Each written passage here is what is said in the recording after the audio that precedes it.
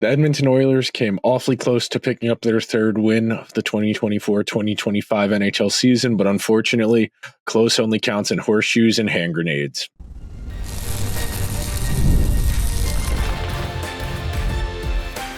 You are Locked On Oilers, your daily podcast on the Edmonton Oilers, part of the Locked On Podcast Network, your team every day.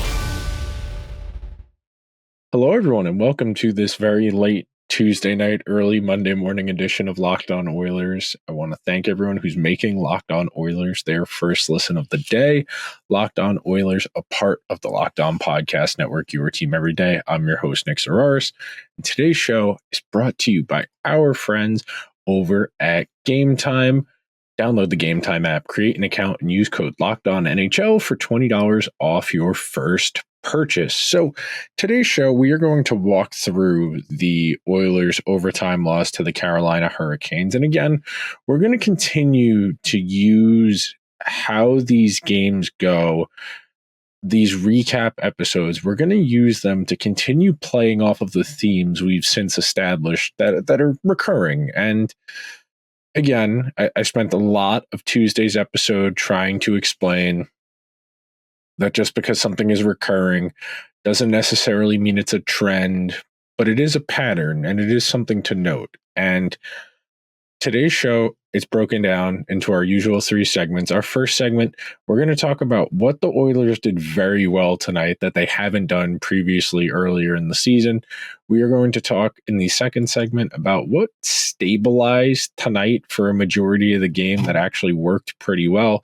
And then our final segment, we're going to talk about why, even though close doesn't count, and this is a frustrating loss. You're up 2-0 the way the Oilers were playing. You probably should have won this game, but deep breaths. But starting at the outset, this is about as difficult as it gets as far as a regular season loss. I really don't have any hesitation in saying the Oilers outplayed Carolina for most of this hockey game. I felt this was easily the best game that both Connor McDavid and Stuart Skinner had played all season. I felt that even though the Oilers' depth, their bottom six, did not have great games, it didn't feel like Carolina really got going in this game until relatively late, in all honesty, and they only get back in this game because of mistakes. And it's frustrating considering you're in this game, you have a 2-goal lead you're up 2 goals going into the third period. All you need to do is find one more goal and you win the game. I have no reservations about that. And it ties back to what we've been talking about all season, that the Oilers are not equipped for these low scoring games. And look, like I just said, I felt the Oilers played pretty well tonight. They had a litany of chances from the high slot, the Bouchard shot late where the puck comes from behind the net. Bouchard doesn't get it. You had a couple jam plays at the front. You had McDavid get stonewalled. You had Corey Perry get stonewalled. You had Jeff Skinner get stonewalled. You had Arvidsson. The Oilers had a smorgasbord of scoring opportunities to put this game away. But in today's NHL, it is going to be very difficult most nights winning when you only score 2 goals. That's just not enough for where the game is right now, especially when you have the offense that the Oilers do. And tonight, for good stretches of this game, I felt the Oilers were really, really putting heat on Carolina and making Carolina come out of what it does well. And Carolina, stylistically, they play very similarly to what the Florida Panthers do. They want to cycle you. They want to outwork you. They want to outlast you. In a foot race, they're going to be okay. In fact, I would dare to say Carolina might be a smidge faster than Florida in terms of foot speed. But the Oilers did a great job tonight for most of the game. And I'm going to keep saying for the most of the game because they did lose, in forcing the Carolina defenders to play defense and actively play defense by getting that puck down and around the net front. By getting down and around the net front, it forces the other team to make defensive plays. And the more decisions you force another team's players to make, the more likely they are you are going to draw them into a mistake, whether that's a penalty, a blown assignment, or outright just scoring a goal. The more pressure you put on, the more likely you are to get a positive result. And I thought they did a really good job. Even when Brent Burns was out there with Jacob Slavin, and look, Jacob Slavin is probably the best pure defensive defenseman in the entire NHL. I thought the Oilers did a really good job of making Brent Burns make decisions, forcing him to play defense, especially around the net front. And I felt that tonight in particular was probably the fastest I had seen the Oilers play in a game. And not just, going up and down the ice, moving the puck, getting from point A to point B. I mean in the decision making, in that puck recovered, it's moved it where it needs to go. And this game started to get away. I won't say away from them, but Carolina started to get in this game the slower the game went. And I always tell people this who are maybe not as familiar with hockey, or some of my friends who are a little more casual. The difference between the good and great players in this sport is that the great ones make it look easy how good they are, that it's effortless, that they are able to make these split-second decisions even faster than the good players. And you saw that tonight. Both McDavid goals are superb plays. The first goal, he just says, I'm taking this, and I'm going to put some heat on Freddie Anderson right now. I beat him high. All right, we got a 1-0 lead. And then the second one, it's a beautiful link-up play with Draisaitl, where there are just not a lot of players who are going to be able to make that pop-and-go pass. And that effectively, I know you're not technically allowed to set picks in hockey, but that effectively had the same functionality as a pick and roll in basketball, as if it were more of a give and go than a pick and roll. But giving the puck to create space, I thought McDavid was really good tonight. I know that's not exactly breaking news that he's good, but tonight was the most engaged he'd been offensively, in my opinion. It felt like he was really making a point of driving the net and trying to facilitate offense, because he understands how difficult it is right now. And speaking to the mindset of playing fast, there's a line from The Sopranos where Tony says, more is lost to indecision than wrong decision, meaning that just because you're fearful of making a mistake doesn't mean that by not making a choice, you aren't actively harming yourself. And I felt the longer this game went on, the Oilers were playing slower, and Carolina started to get in this game. They started to get their feet under them. They started to skate. And once Carolina got skating, it really put the Oilers in a difficult proposition, because the Oilers, their strength is going from defense to offense quickly and then using their speed in the offensive zone. The Oilers, you make them play a lot of defense, they're liable to make mistakes. And both of the regulation Carolina goals, they're straight up mistakes. The Natchez goal, where he splits between the two defensemen on a give and go, and the trailer makes a nice pass to get it back to him, but Natchez shouldn't be able to split the 2D right down the middle and get in on net. That's just inexcusable. And then the other regulation goal, that happens because Nurse loses a puck battle. He chases the puck behind the net, and then there's no one in front of the net. It's really difficult when you are making mistakes like that. And I really don't want to turn this into once a day, just a 10-minute segment of can Darnell Nurse play better? But at some point, man, if he can't figure it out, I don't know what the solution is, because these mistakes, he's on ice for another 2 goals against. You can't live like this, where you have such a net liability out there. And you can talk about the contract, his experience, what have you. If he's not fast enough to keep up with the play, it's hard to play him. And it is really hard to play him right now. So we are going to take our first break of today's episode.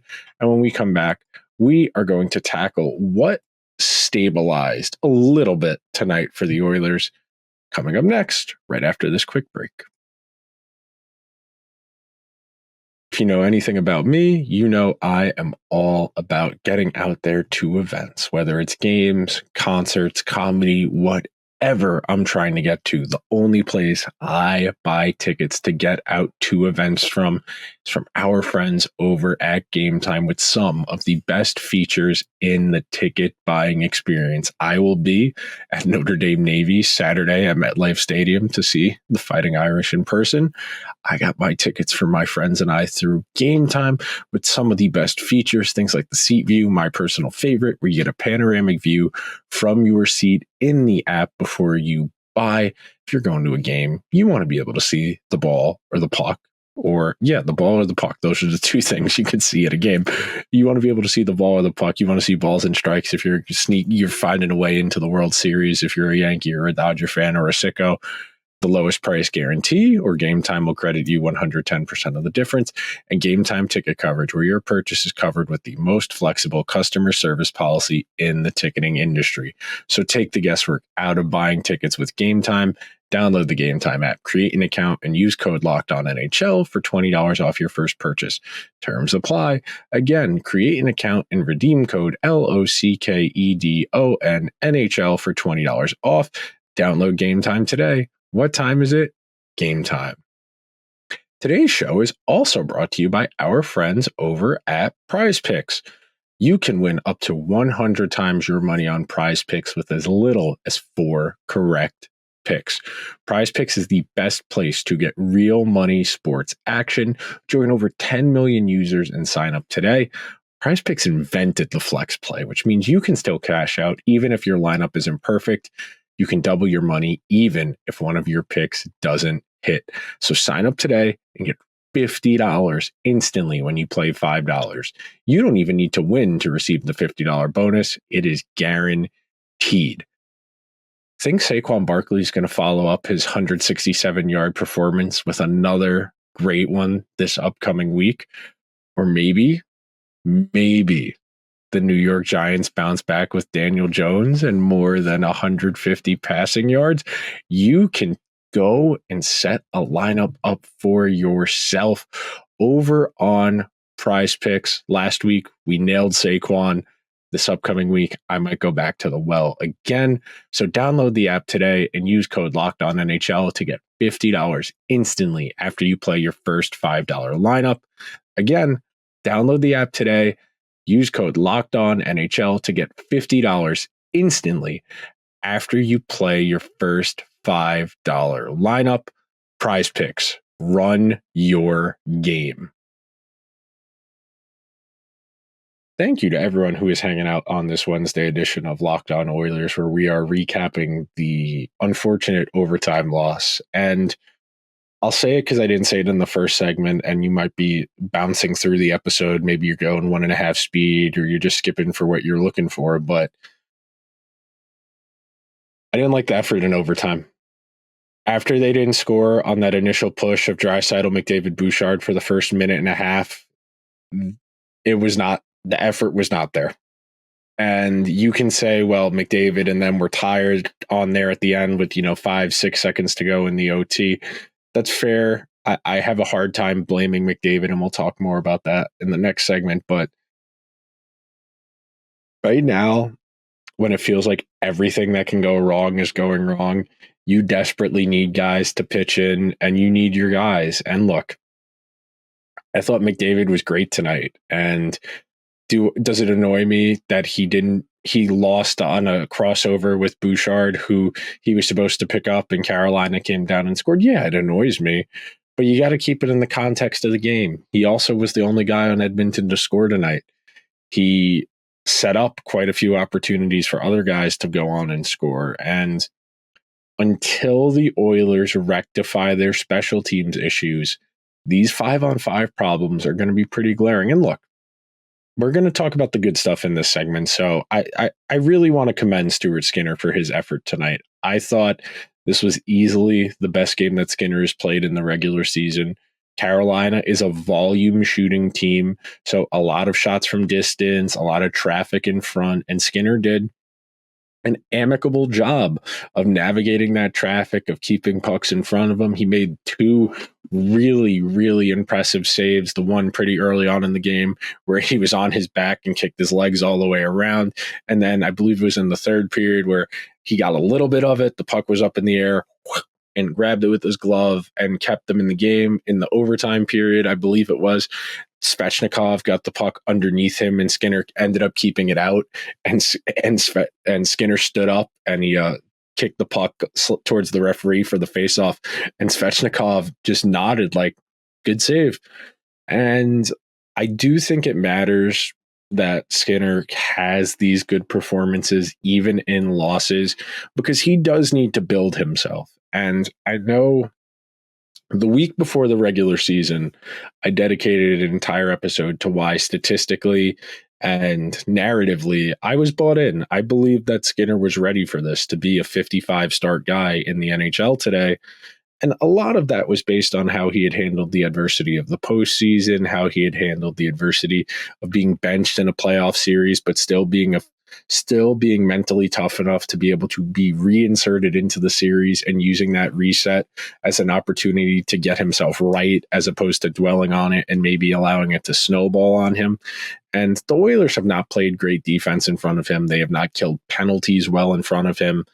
But the simple fact is, even when the team doesn't win, you need to be able to pull things out of it as a player. And if I were Stuart Skinner, if I were Connor McDavid, there were a few guys who had good games tonight. Those are the two that really stuck with me. Of course, anytime McDavid does something special, the way he did on the second goal off the give and go with Draisaitl, and say, what would you like the other team to do? And look, Freddie Anderson is a clunky goalie. I think the Oilers did a pretty good job of getting heat on him, of making him move around. He was on his back quite a bit. He did make quite a few nice saves. The post bailed him out. He got a couple deflections that stopped pucks that were going towards empty nets. I felt pretty good about the way the Oilers played in this game. It's just when everything seemingly goes wrong for you, those little mistakes, they end up in your net. The first Carolina goal shouldn't happen, man. The first Carolina goal, just objectively, the Gostisbehere goal should not happen. That puck is rimmed out. Janmark fails to clear. Aho keeps it in. He gets it across to Gostisbehere, who goes to Natchez, and then back to Gostisbehere. And Skinner doesn't have a clear line of sight on the puck because everything is down compressed in front of him. He's got Nurse and Ekholm in his lap. The puck is on the left point. He doesn't get a good line of sight on it. And the Hurricanes also have Svechnikov down and around that paint. So if you're looking at the play from Skinner's perspective, you have Ekholm and you have Svechnikov to your left, and you have Darnell Nurse to your right. The puck is at the bottom of the circle and then gets passed up midway to the circle, and Gostisbehere just tees it up.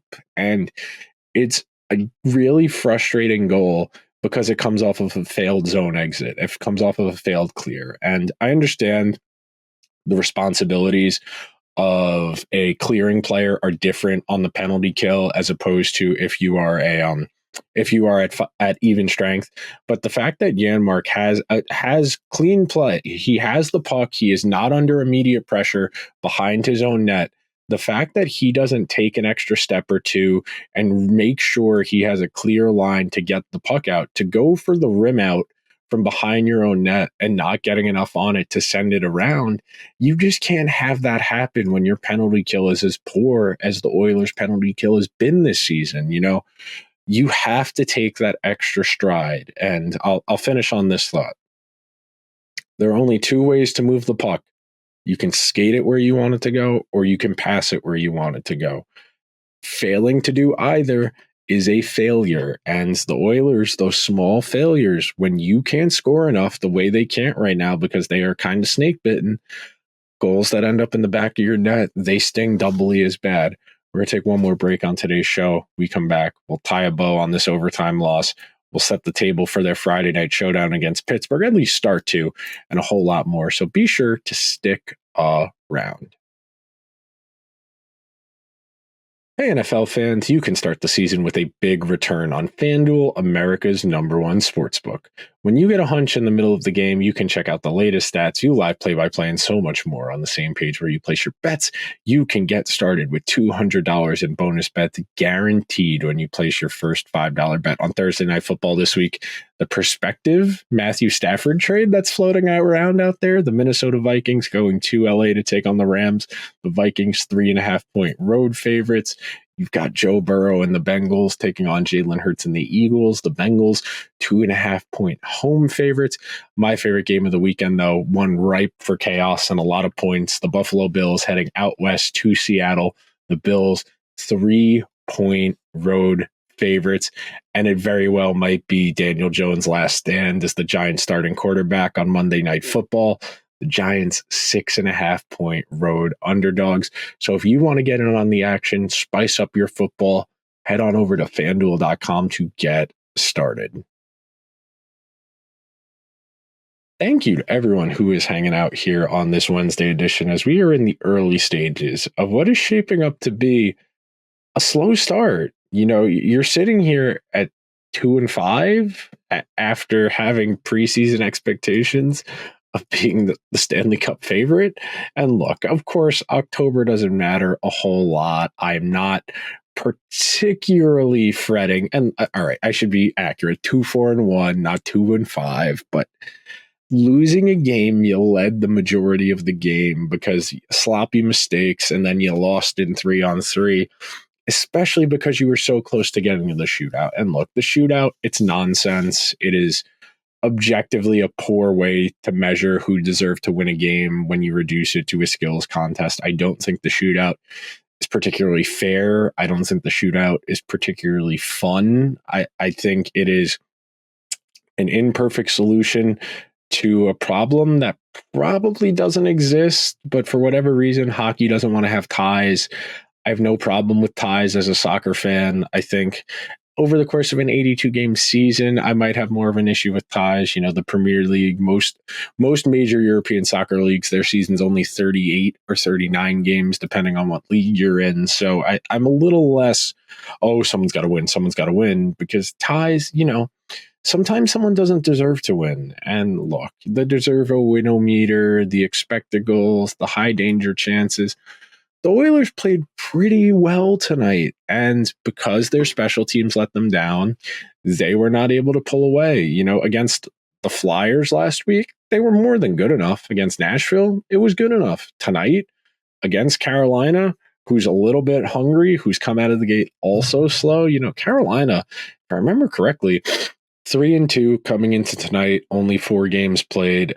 2-2, only 4 games played. And I don't think Carolina played that well. I think Carolina was opportunistic. I think they capitalized on their chances. And that's something we got to get going here. And that is one of the hallmarks of this Edmonton team and any team with high-end talent. You know, high-end players, they don't need a lot to go their way to make something special happen. You know, you saw glimpses of it tonight. The 2 McDavid goals, that is just a great player saying, fine, I'll do it. I'll make it happen, and finding a way to make the game come to him. Whereas as the game went along, so many chances.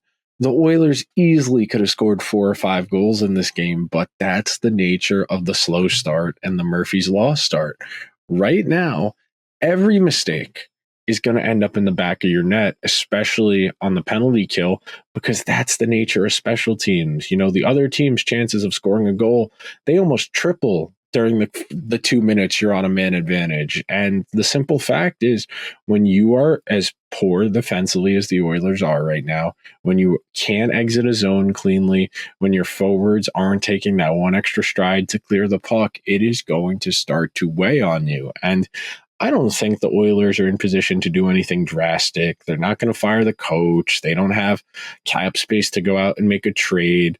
The best they could do, maybe they sit Darnell Nurse for a game, but I really struggle to see a world where that happens, barring a further aggravation of the injury that's currently hindering him. But he's not moving particularly well. He is a lumbering guy, and he doesn't have great puck skills. So against a team like Carolina that is going to use the Oilers' tactics against them, and that's the thing. when you watch some of the Carolina goals or some of their quality scoring chances, they are attacking the Oilers' width. And when I say width, I mean they are wide in the defensive zone. And teams will take that wide defensive structure to minimize the amount of left to right they have to move if they don't have particularly mobile defensemen. It's the same reason Nurse plays pretty deep in the neutral zone and collapses very quickly, and he doesn't step up a ton in the neutral zone because he is trying to make up for his lack of foot speed.